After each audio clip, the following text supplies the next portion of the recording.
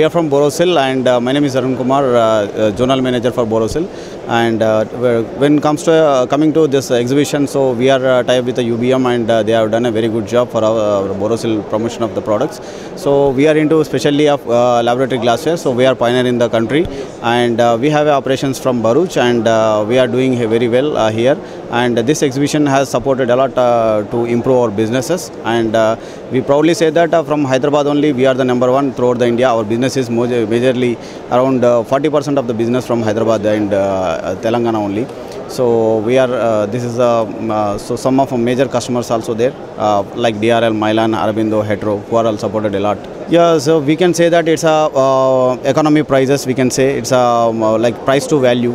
So money to the value only. So we are fixing the prices because based we are manufacturing in India only. So make in India. So our products are very economically. Myself Prashant Amin, I'm Managing Director of Classpack Private Limited, which is a subsidiary of Borosil now. At Classpack we are into pharmaceutical packaging, basically glass ampules and tubular glass vials. We've been in the industry for last 22 years.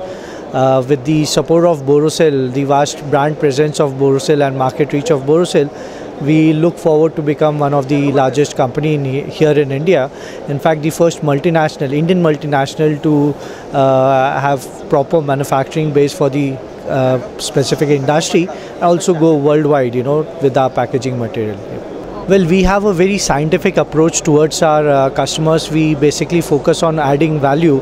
For example, in our industry right now, a lot of pharmaceutical companies are trying to seek more knowledge on subjects like container closure integrity, extractables and leachables. So what we have done is we have identified some technical partners with whom we are working on these subjects, and we hope to add more value through basically educating our customers and getting these services to the customers through our technical partners. Well, I think it's been one of the booming industries in India, a very promising industry.